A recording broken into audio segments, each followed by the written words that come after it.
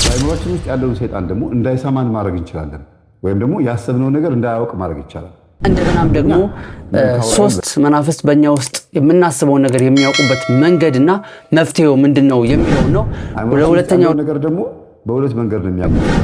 አንደኛ ታምር ብለህ ቀርበሃት ከሆነ ያገናኛችሁ አይኑካ ነው ወይም የዝሙት ዚግዛግ የህይወት ውጣ፣ አንዳንዴ ነጭ አንዳንዴ ጥቁር። ሰላም ሰላም፣ በአገር ውስጥም በውጭም ያላችሁ ውድ የዚግዛግ ቲዩብ ቤተሰቦች እንደምንቆያችሁ። በዛሬው ቪዲዮ ላይ እንግዲህ ይዤላችሁ የመጣሁት የብዙዎች ጥያቄ የሆነውን ሁለት ርዕሰ ጉዳይ ነው። የመጀመሪያው እንግዲህ መናፍስት ሐሳባችንን የሚያውቁት እንዴት ነው? መናፍስት ሐሳባችንን እንዳያውቁ ማድረግ ይቻላል ወይ? እንደገናም ደግሞ ሶስት መናፍስት በእኛ ውስጥ የምናስበውን ነገር የሚያውቁበት መንገድና መፍትሄው ምንድነው የሚለው ነው። ለሁለተኛው ርዕሰ ጉዳይ ስንመጣ ደግሞ በቀድሞ ህይወታችን የነበረን ፍቅረኛ እንግዲህ ትዳርም ይዘን ሊሆን ይችላል፣ ለብቻችንም ወደ መንፈሳዊ ህይወትን ተሰብስበንም ሊሆን ይችላል። ያለማቋረጥ ማሰብ፣ በዝሙት ማሰብ፣ ይሄ ነገርስ ምንድነው የሚለውን በዚህ ቪዲዮ መመራችን በደንብ አብራርቶታል። አብራችሁን ቆዩ። ላይክ፣ ሰብስክራይብ፣ ሼር በማድረግ የዚግዛግ ቲዩብ ቤተሰብ ሁኑ። ለሌሎችም እንዲማሩበት እንዲያተርፉበት ሼር አድርጉላቸው። መልካም ቆይ። አንደኛው በደንብ አዳምጡ። እናንተ ውስጥ ያለው ነገር የሚያውቁበት መንገድ አጋንንት ማለት ነው። ልባችን ውስጥ ገብተው መመርመር የማይችሉ መናፍስቶች ከሆኑ ከውጭ ከሆኑ መናፍስቶቹ አውቀው መጥተው ነገር ይፈልጋሉ። ልክ እንደ ፖለቲከኛ ማለት ነው። አይገርምም? ግን ይሄ መንግስት እኮ እንደዚህ እኮ ነው ማለት ጊዜ አዎ፣ በጣም ይገርማል ማምላችሁ እናንተም ከተባበራችሁ ቢንጎ ይላችሁና ሄዶ ያቃጥራል፣ ያስይዛችኋል፣ ያሳስራችኋል። አናግሮ የልባችሁን የማወቅ ማለት ነው። ልክ መናፍስትም እንደዚህ ነው የሚያደርጉት። ሁለተኛ ደግሞ በድርጊታችሁ ማለት ነው፣ በምታረጉት ነገር ሊያውቃችሁ ይችላል። ውሏችሁን በማየት ቤተክርስቲያን የምታዘወትሩ ከሆነ ስራ ቦታ የምትጸልዩ መሆናችሁን ቼክ ያደርጋል። ምን ይላል? ከዛስ ያውቃቸዋል ማለት ነው። ሶስተኛው ግን በአይምሯችሁ ውስጥ ያለውን ነው። በአይምሯችሁ ውስጥ ያለውን ነው። አይምሯችን ውስጥ ያለውን ነገር ደግሞ በሁለት መንገድ ነው የሚያውቁት። አንደኛ ዛር መንፈስ፣ አብሮ የተወለደው መንፈስ እቅድህና ፕላንህን ያውቃል። ስታስብ ያስባል። የነፍስህ አካል ላይ ከተቀመጠ፣ አይምሮ ላይ ከተቀመጠ፣ አይነ ጥላ ብዙ ጊዜ አይምሮ ላይ ነው የምትቀመጠው። ከተቀመጠ ይሄ መንፈስ የምታስበውን ያውቃል። ቀድሞ አበላሽቶ ይጠብቃል። ምንድነው እኔ እንደዚህ አስቤ ሲሄድ ተበላሽቶ ነው የሚጠብቀኝ? እንደዚህ ምንድነው ይሄ ነገር የሚቀድመኝ ነገር ትላላችሁ። እና አትናገሩ የሚባለው ለሁሉም አይነት ሰይጣን አይደለም። ሁሉም ሰይጣን እንዳይሰማ ሳይሆን ቢያንስ ከውጭ ያለው ሰይጣን እንዳይሰማ። ግን በአይምሯችን ውስጥ ያለውን ሰይጣን ደግሞ እንዳይሰማን ማድረግ እንችላለን፣ ወይም ደግሞ ያሰብነው ነገር እንዳያውቅ ማድረግ ይቻላል።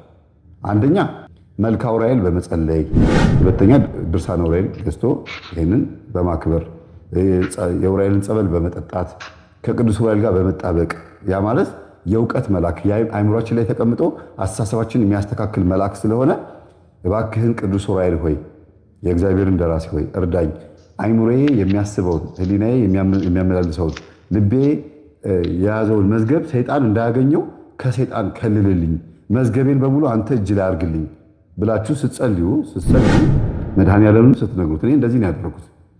የማስበውን ሁሉ ሲያከሽፍብኝ መጨረሻ ላይ መድኃኔዓለም ሆይ እኔ ውስጥ የትኛውም አይነት የደብተራ መንፈስ ይላክ የማስበውን ነገር እንዳያቅ አድርገው ብዬ ተናገርኩኝ። ከዛም ጊዜ ጀምሮ በቃ እኔ በሚገባኝ የማስበውን ነገር ማወቅ አልቻልኩም።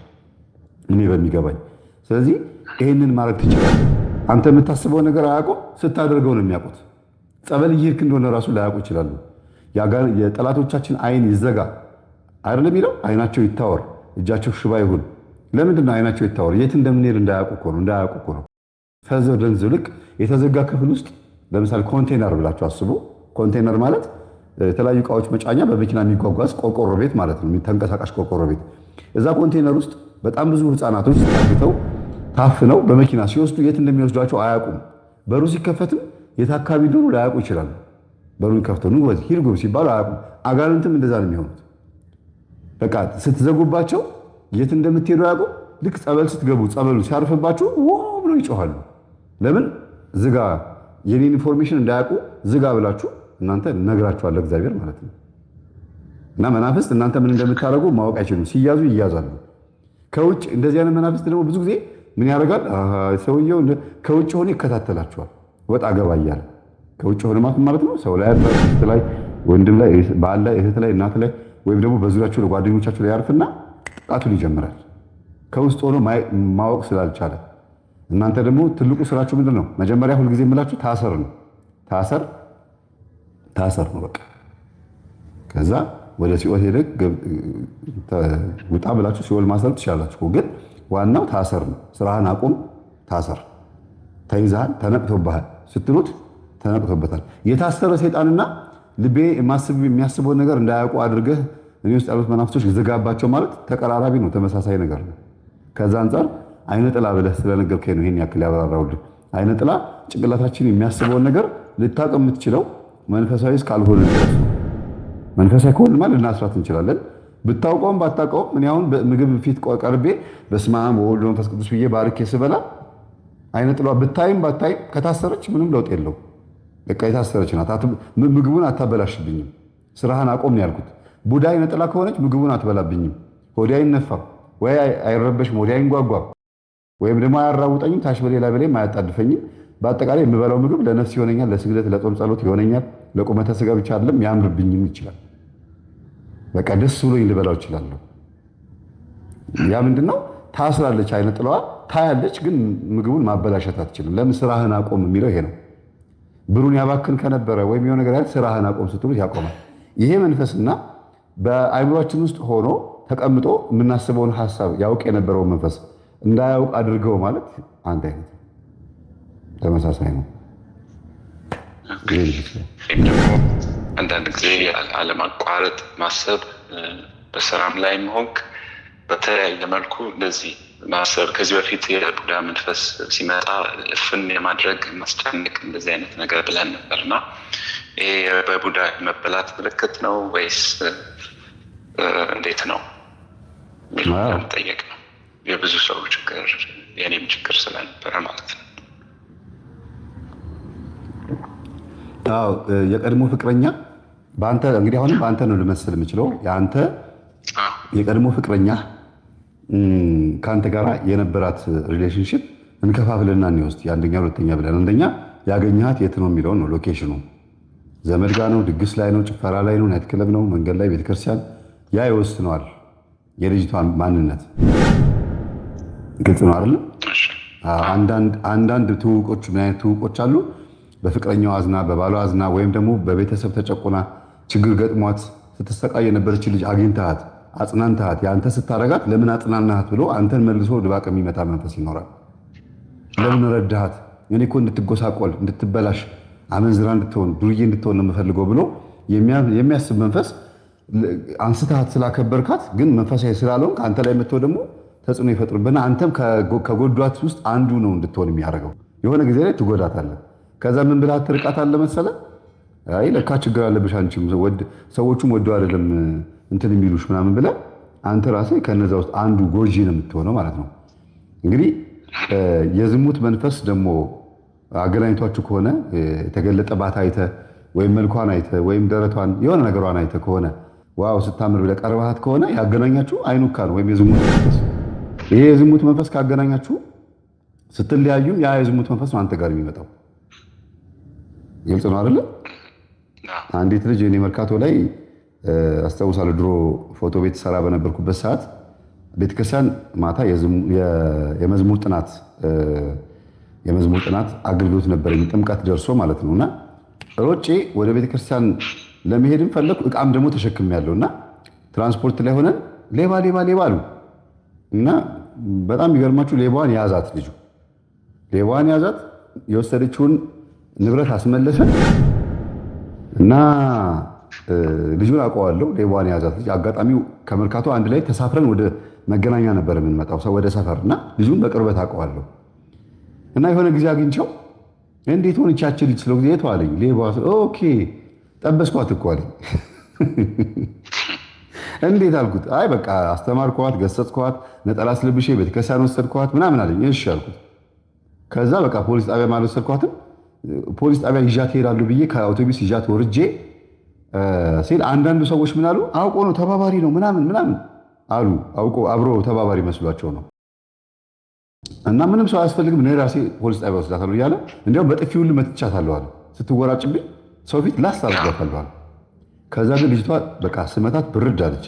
ከወረድን በኋላ በእናትህ ወንድም የለህም እህት የለህም በእናትህ ተወኝ፣ በቃ እኔ ወንድሜን ለማሳከም ነው ምናምን አለችኝ አለ። እሺ በቃ ስልክሽን ስጭኝ፣ ቤተክርስቲያን ነገ ጉባኤ አለ። ያው በእውነት ከዛ በኋላ ግን ድጋሚ ካገኘሁሽ እንደዚህ ማን ብሎ አስፈራራት። ግን ደወለች፣ እሱም ደወለ።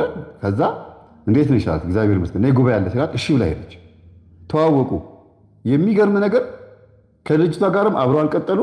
ቀጥሎ ከእሷ በኋላ እሱ ራሱ ሌባ ሆነ።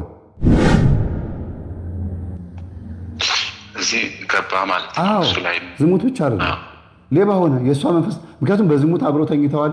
በዝሙቱ ተጋባበት። የሌብነቱ የዝሙቱ መንፈስ ብቻ ሳይሆን ይኸውልህ ብዙ ጊዜ ሩካቤ ወይም ዝሙት ባህሪን ማነው ጸባይን የማጋባት ነገር አለ ይባላል። እንግዲህ ዛሬ ትንሽ ሳል አለችብኝ፣ ብርድ መጥተው ይቅርታ አድርጉልኝ። እሺ ቤተሰቦች ብርድ ትንሽ አለች። ያው ኑጌን እየጠጣኝ ያለሁት እና ሳሉ ድንገት ሲመጣ ቅርታ። እሺ እና ይሄ የሌብነት መንፈስ ማለት ነው እሱ ውስጥ የገባበት ከእሷ ጋር መተኛት ከጀመረ በኋላ ነው። እና ተይዞ ታሰረ የሚባል ወሬ ሰማሁና ሄድኩኝና አንተ አልኩት አለኝ ከልጅቷ ጋር ተኝተህ እንደዚህ በቃ እንትን ብለህ ነበር ሰው ጊዜ? አዎ ምንድን ነው ታዲያ እንዴ ተጋብቶብህ እኮ ነው ለእሷ ችግር ሰው ጊዜ ዝም ምን ያለኝ። ምክንያቱም ትምህርቴን እንደማይወደው አውቃለሁ አንድ አካባቢ ስለሆነ በጣም ነው የገረመኝና አስተማርኩት፣ ነገርኩት። ከእስር ቤት ከተፈታ በኋላ የእኛ ትምህርት ተከታታይ ሆነ ሄድች። አሁን የዝሙት መንፈሱም ሌላውም ቅድም እንዳልከው እርግማኑም እንደዛው ነው የሚሆነው።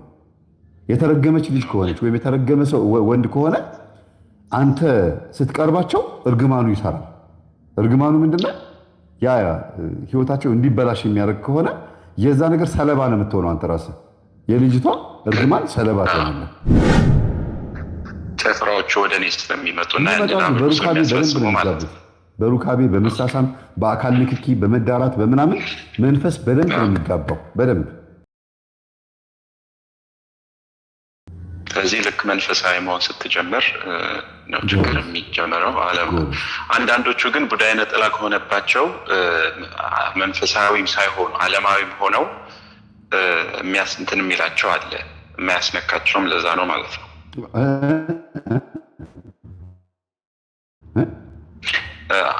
መንፈስ ዓለማዊም ሆነው ሴት ለማግኘት እንዲለፉና እንዲህ በቀላሉ አይነ ጥላ ከሆነ ይፈቅድላቸዋል። ቡዳ አይነ ጥላ ከሆነ አይፈቅድላቸውም ብለን ነበር ከዚህ በፊት። ዓለማዊ ከሆኑ ነው ዓለማዊም ሆነው ማለት ነው።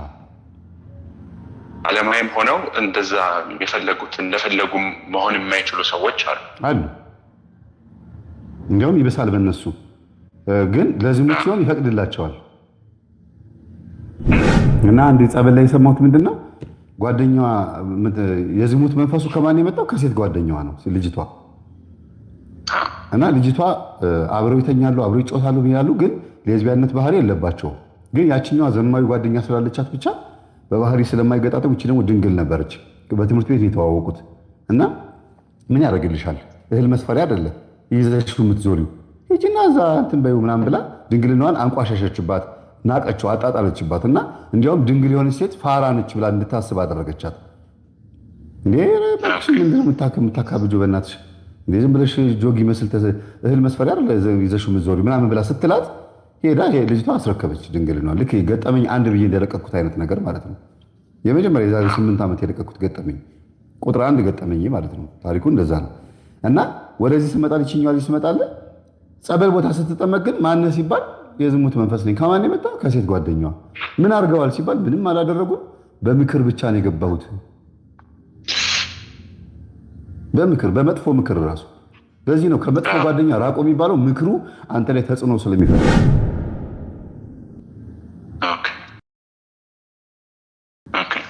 ስለዚህ አሁን ይሄ ለምሳሌ አሁን ስትመኝ ቡዳው ገባ ሲባል ያ ሰው በግሉ ሲመኝ ነው ቡዳ ያንን ተንተርሶ የሚገባው ሰው ላይ።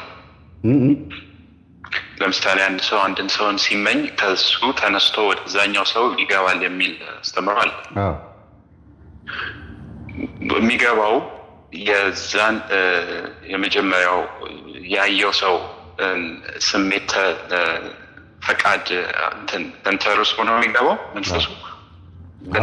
በናቹራሊ ባለው ፍላጎት ማለት ነው። ፈቃድማ መተት ነው የሚሆነው። ፈቃድ ከሆነ ገባ ሂድና ግባ ተብሎ ሲላክ መተት ሆነ ይላካል። ቡዳ ከሆነ እኔ ለምሳሌ የቡዳ መንፈስ ኖሮብኛ እንደ ሴት ስመለከትና ከኔ ወደ እሷ ተመኘዋትና ሲገባ መጀመሪያ እንድመኛት የተመኘዋት በራሴ በናቹራሊ በተመኘዋት መልኩ ከዛ ፈሳሽነት ነው ቡዳው የሚገባው ወይስ እኔን ራሱ እንድመኛት አነሳስቶ ነው ከዛ የሚገባው? ትንሽ መንፈሱ አመጣጥ ነው። አንተ ውስጥ ገብቶ ልብ ውስጥ ገብቶ የተቀመጠ መንፈስ ካለና አይንህ ላይ የተቀመጠ ከሆነ የምታያቸውን በሙሉ ይጥልልሃል። እነዛ ሰዎች ደግሞ አንተን አይተው ከሆነ ደግሞ የእነሱ መንፈስ አንተ ላይ ሲመጣ እንድታያቸው ያችም ሴት በዝሙት እንድትወድቅ ድንግልና እንድታጣ አንተ እንድታበላሻት ለመበላሸቷ አንተ ምክንያት እንድትሆን የሚፈልግ መንፈስ ከሆነ እንደ ሁኔታው ሊለያይ ይችላል። ግን የቡዳ መንፈስ ከሆነ አንተ ላይ ሆኖ ልጅቷን ያያት የቡዳ መንፈሱ አንተ የምትፈልገው ምን እንደሆነ አይምሮህን የሚያነበው ከሆነ ዝሙት ከሆነ ዝሙት፣ ልጅቷን ማታለል ከሆነ ማታለል፣ አይ ልጠቅማት ነው የሆነ ነገር ላረጋት ነው እንደዚህ ማን ብለህ አንተ አስበህ ከሆነ ከመጣሽ ማርያም ጣምጣሽ ሄድና አንተ ሰው እንድትጠቅም ስለማይፈልግ ለመንፈሳዊ ጥቅም ለወንድማማችነት ለጥሩ ነገር የቀረብካትን ሴት በዝሙት ወድቀህባት ራስህን ጠልተህ በጣም በቃ ደስ በማይል መልኩ ከልጅቷ እንድትርቅ ሊያደርግ ይችላል። በስራ አፍረህ እንድትርቅ ሊያደርግ ይችላል። ስለዚህ እንደ መንፈሱ ማንነት ይለያል። ለምሳሌ አንተ መንፈሳዊ ልትሆን የማይፈልግ መንፈስ ግን ያመለጥከው መንፈስ ካለ ይከታተልሃል። ለዚህ ነው መጽሐፍ ቅዱስ በእናንተ ዙሪያ የሚውጠውን ፈልጎ እንደሚያገሳ አንበሳ ይዞራል ማለት አንተ የምትቀርባቸውን ነገሮች በሙሉ በማራቅ አንተን ማሰልቸት፣ አንተን ማበሳጨት የሚሰራ መንፈስ ነው። እንደ ሰባኪ እንውሰደው እኔን ወይም ደግሞ የሆነን አገልጋይ ዘማሪ ወይም ደግሞ ብቻ ዲያቆን ሊሆን ይችላል። ምሳሌ ላድርግልህ። ያ ሰው ሰዎችን እንዲያገለግል ሰው እንዲረዳ የማይፈልግ መንፈስ ይኖርበታል ወይም ደግሞ ይከተለዋል። ስለዚህ በወንድምነትና በእህትነት ቀርቦ ካወያያት በኋላ በተደጋጋሚ ልጅቷ እንድትደውል ወይም ደግሞ በተደጋጋሚ ልጁ እንዲደውል አድርጎ እነዛ ሁለት ሰዎች በሁለቱ መካከል ምንም እንኳን ትልቅነትና ትንሽነት ልዩነት ቢኖርም በሆነ ነገር አገናኝቷቸው አልተገባ አይነት ቅርርብነት እንዲኖራቸው አድርጎ በዝሙት ይጥላቸውና ያራርቃቸዋል። ስለዚህ ይሄ መንፈስ መጀመሪያ የዝሙት መንፈስ አይደለም፣ ግን የዝሙት መንፈስ ሆኖ ሊተውን ይችላል። ምን ለማድረግ? ልጁን ለማሳሳት፣ ለማሰናከል እና ልጅቷም ከሱ እንድትርቅ የሚፈልግ መንፈስ ካለባት ማለት ነው። ግልጽ ነው። ማሊያቸውን ቀይረው ደግሞ ሊተውኑ ይችላሉ እንደ ሁኔታው ነው።